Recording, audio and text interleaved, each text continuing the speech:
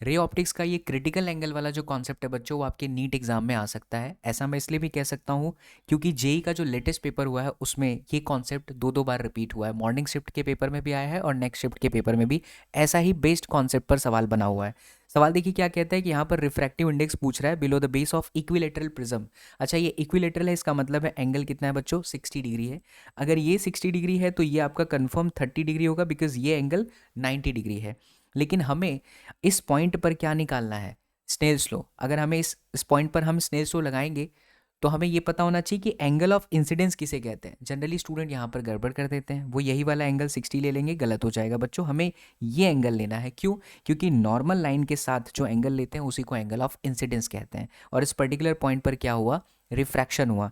तो रेज ऐसे आई 60 डिग्री के एंगल पर, इसका रिफ्रैक्टिव इंडेक्स कितना, 1.6 क्वेश्चन में दे रखा है, दैट इज 1.6। तो बाहर वाले का कितना होगा, क्वेश्चन मार्क है। और यहाँ पर देखिए एंगल कितना बन रहा है, 90 डिग्री इस नॉर्मल लाइन के साथ। तो हमने स्नेल्स लॉ लगा दिया, mu 1 sine theta 1 and then mu 2 sine theta 2।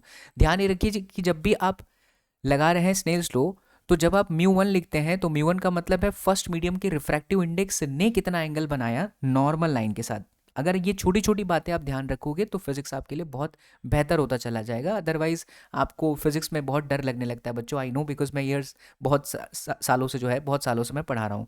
तो ये 60 डिग्री का एंगल बस वैल्यू रख दीजिए, आंसर आ जाएगा।